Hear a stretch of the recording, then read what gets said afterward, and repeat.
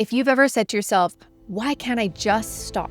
Why do I keep reaching for my phone? Why do I keep procrastinating? Why do I keep snacking at night when I told myself I was cutting out sweets for good? Why do I keep going back to the same habit that I said I was done with? Well, then this episode is for you, because the truth is, most people are making this way too personal. They think they're lazy, they have no discipline, they think I'm broken, they might even think they're addicted. And sometimes, yes, addiction is real, serious, and clinical, but for most of us, what's actually happening is way more simpler than that. Your mind is mismanaged and your brain has been hijacked by dopamine. Your lower brain is running old survival patterns in a modern world filled with dopamine, filled with instant reward. And if you stay with me to the very end of this episode, I'm gonna give you 3 shifts you can start practicing right now to interrupt that pattern, use your higher brain again, and stop living at the effect of your urges. Because you are not powerless, but you do need to understand what is going on in your brain first if you want to make change.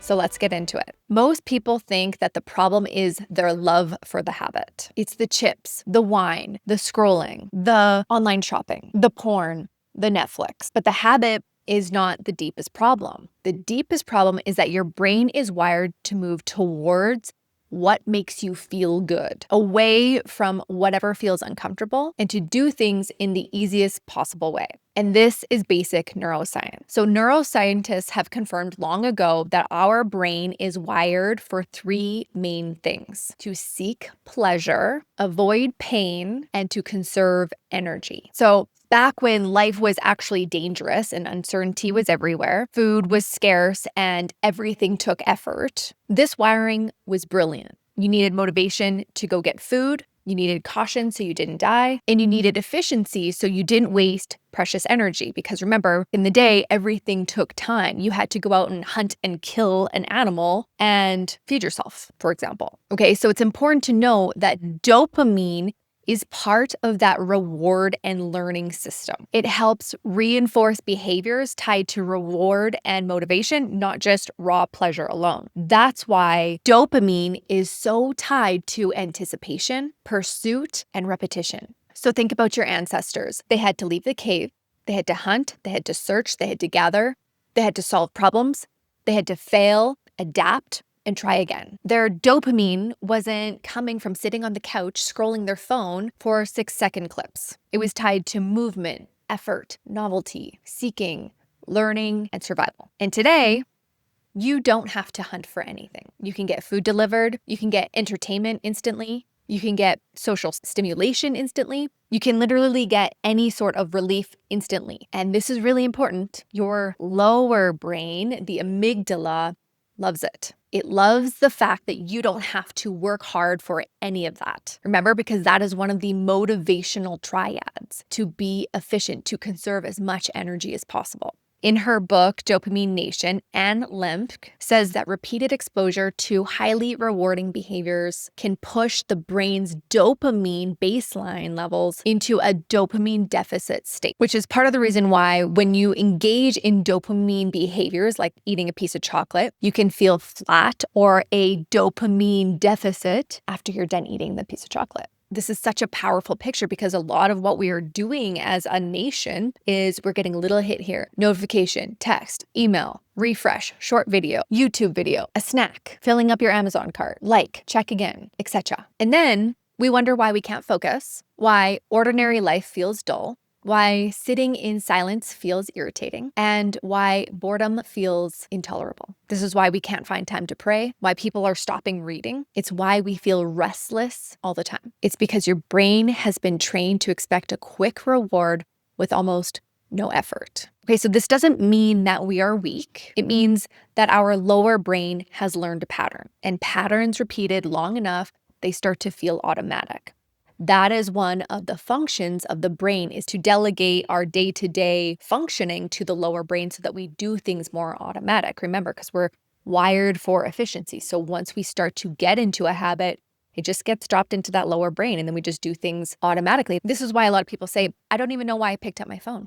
Exactly. Because you didn't consciously decide to pick it up in the moment. Your lower brain just ran a loop. So When you say, I just can't help it or I just can't stop, what is more truthful is that I've practiced this pattern so many times that my brain just automatically does these habits. I just go to the kitchen and I grab a snack with hardly ever thinking about what I'm doing. That is very different from this thought, I just can't stop. And this is good news because what has been trained can be retrained. So dopamine itself is a very good thing. We love dopamine. Dopamine is not something that we're ever going to get rid of. We want dopamine. And so I don't want you to think that pleasure is bad, technology is bad, food and treats are not bad. Convenience is also not bad. The problem is that when your life becomes revolved around instant and immediate gratification, you lose the ability to use the higher brain. The prefrontal cortex is the part of your brain that can help you achieve the life that you want. Okay, so the more that you respond on autopilot, the less turned on of the higher brain. This is why we can feel at the effect of the circumstances around us in our life, because it just feels like I have no control and I'm just doing all of these things and I wish I could just be this person. And all of that is just not true. The truth is you have a part of your brain that has the ability to make decisions and to execute with higher control, higher level thinking. And it's the part of your brain that's going to help you achieve all of the dreams and the goals and the desires that are in your heart. Now, let's talk about your higher brain. This is the prefrontal cortex. This is where planning, judgment, foresight, restraint, decision-making, and goal-directed behavior live. So the prefrontal cortex is heavily tied to planning and executive decisions, and it helps us go the hard route on purpose. It's the part of your brain that says, no, we're not gonna go do that right now. That will cost me later. I made a plan and I'm sticking to it. I already decided, and it will remind you of your long-term goals. So in both of my accelerators, the accelerator to live the for good life, where you have this disciplined mind, we decide ahead of time what we are going to do in order to achieve the goal.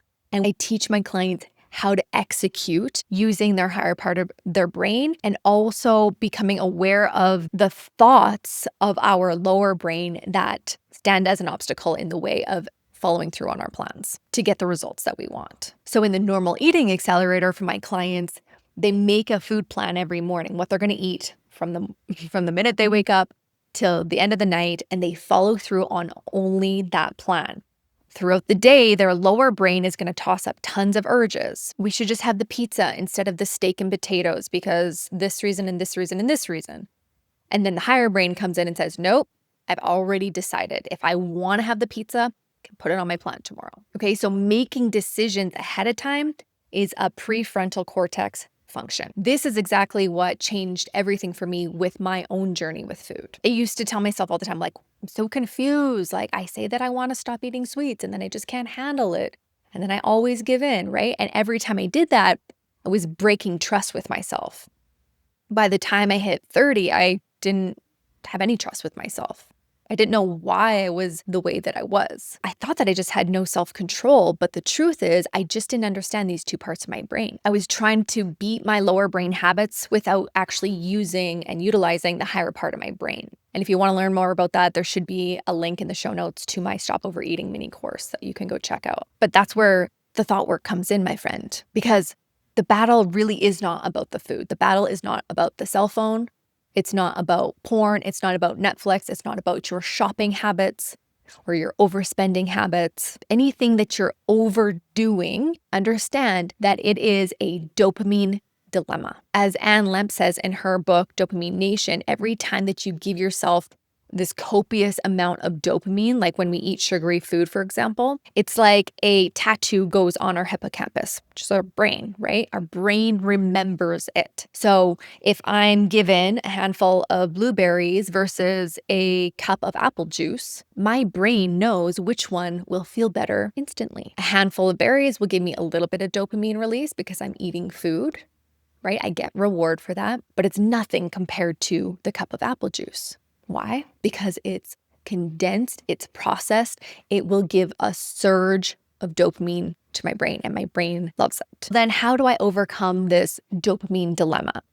You have to understand that it is your thoughts that are creating you to feel the urge. And what is an urge? An urge is an emotion, and an emotion that makes it feel very urgent inside of you. So now that you're becoming aware and you make a decision, I'm no longer going to be scrolling my phone mindlessly throughout the day. You're going to have this urge to go scroll your phone. And because you're aware now that you're going to have the urge, you can start to pay attention to the thoughts that are creating the urge. I deserve it. I've had a hard day. I'll start tomorrow. Just a minute. I need to relax. I don't really care.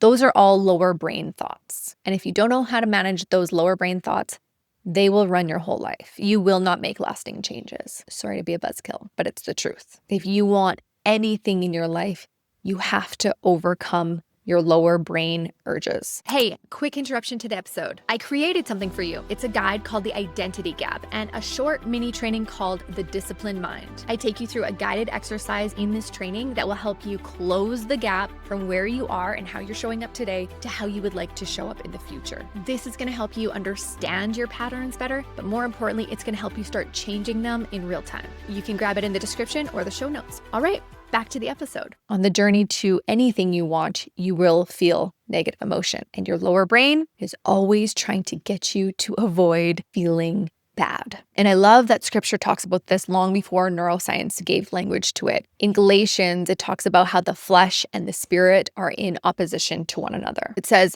the desires of our spirit are against the flesh, for these are opposed to each other to keep you from doing the things you want to do. Kind of sounds like every obstacle in our life that stands in the way from us becoming the best versions of ourselves or doing the desires that have been placed in your heart. The obstacle is the desires of your flesh. And of course, I'm referring to the lower part of your brain, that part of your brain that desires comfort, that wants you to stay small, to stay the same. And then a few verses later, it tells us, though, that the fruit of the Spirit, this is the fruit that you possess, is self-control.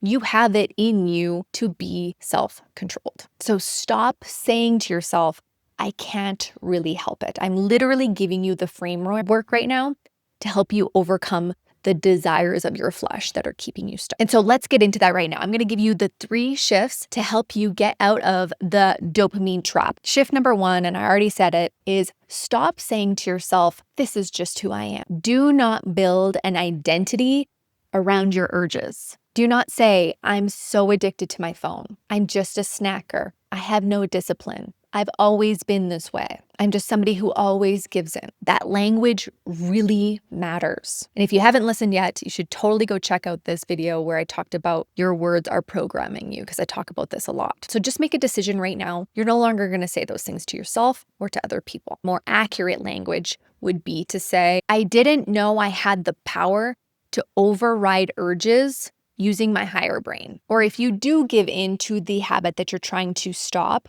tell yourself the truth and say, I let my primitive brain have the last word. There's actually another video that I've created that's coming to mind. I believe it's called Your Second Thought Matters More Than Your First. And basically it's about this right here. It's your lower brain that's going to toss up an urge, and it is your higher brain that needs to respond second. Your higher brain needs to have the last word. So you should also check out that video. Okay. Shift number 2 is make a decision ahead of time for when the urge arises. Okay, so this is going to take some higher brain energy. Your lower brain's not going to like that when you have to sit down and make a plan. But don't wait until 10 in the morning to decide whether or not you're going to have a snack at 8 p.m. tonight. Because chances are by 10 in the morning, you may have already had some circumstances in your life that are causing you some negative emotion. In fact, if that's happening, you might have already convinced yourself that you should go have a latte at 10:30. Okay, so don't wait until you're bored to decide whether or not you're going to pick up your phone. Don't wait until you're overwhelmed to decide when you're going to make the time to go clean your garage. Decide early, Create the plan while you're clear. And for a tip, making a plan the first thing in the morning is the best because your higher brain is very alert and activated. So making a plan the first thing in the morning is the best option, in my opinion. Planning removes so much negotiation. It frees up so much of your mental energy. So you need to decide ahead of time how much time you're going to spend on your phone and what time of the day you're going to go on your phone. And if you accidentally find yourself automatically on your phone, about to click the app, tell yourself, cancel, cancel. Those two words actually does something to your brain where it makes you want to cancel it right away. Okay, so cancel, cancel. Because chances are you're going to automatically find yourself in the cupboard. You're going to be maybe on Amazon trying to buy something. You'll be online scrolling or shopping or even getting into porn or something, right? So cancel, cancel will eliminate the urge right when it happens. Okay, and shift number 3 is to learn to feel the urge without responding to it. Remember how I told you that urges are emotions? It's really important to give your brain evidence that you can handle the discomfort of an urge versus avoiding it. So if you are in some negative emotion, or if it's just a big urge to go do something that you know that you don't want to do, allow yourself to sit in the urge, tell yourself this is an urge, and allow that discomfort to be in your body. It will only be there for 1 to 3 minutes if you allow it. If you resist it or distract yourself from it, it will just keep popping up likely. But even if it does go away right away, you haven't actually given yourself the evidence that you can handle an urge. So the work is, can I sit here for the minute and just allow this urge to be here? What does it feel like in my body? So that's where self-trust is going to be built. If you can allow many urges to go do these habits and not give in, you will decondition the urge. What that means is you might feel the urge, but it will not feel strong. It will not feel powerful. You will not feel like the victim to the urge anymore because your higher brain will know that it is in charge. Okay, in closing, don't turn this off. This is really important for you to know. You are human. Your lower brain doesn't go away. There's not going to be a point in your future where you decondition the motivational triad. Your brain is still always going to be motivated for dopamine by seeking pleasure, avoiding pain, and being efficient as possible. You just want to be really cognizant with how to incorporate those things towards your best self, your future self. Because if we just let it be like you've been doing, you will be pulled in for quick dopamine hits, quick relief, feeling good all of the time by seeking immediate gratification and the habits that you found yourself seeking all the time. So give yourself grace when you go back to some of those old habits and remind yourself to turn on the higher part of your brain so that you can override the lower part of the brain. You are not doomed because you have urges. You are human, but you do need to stop worshiping relief. You do need to stop calling automatic patterns your personality. You can renew your mind. You can create new habits. You definitely can strengthen self-control, and you can be somebody who has the identity as a version of you that you really want. And if this is the work that you know that you need, this is the work that I actually do inside of my accelerators. This is where we close the gap from where you are now to where you want to be in the future. It's not just action work, it's identity work. It's stepping powerfully into the version of yourself that you know that you want to be. If you're interested in that, go check out the link in the show notes. And once again, thank you so much for being here. Hit subscribe, like, comment, and share this with a friend if you know that it could help them. If you haven't yet, check out these next 2 videos. I know that they're going to support you on your journey. And most importantly, keep doing the work. You're a fantastic human being. I'll talk to you next week. Bye-bye.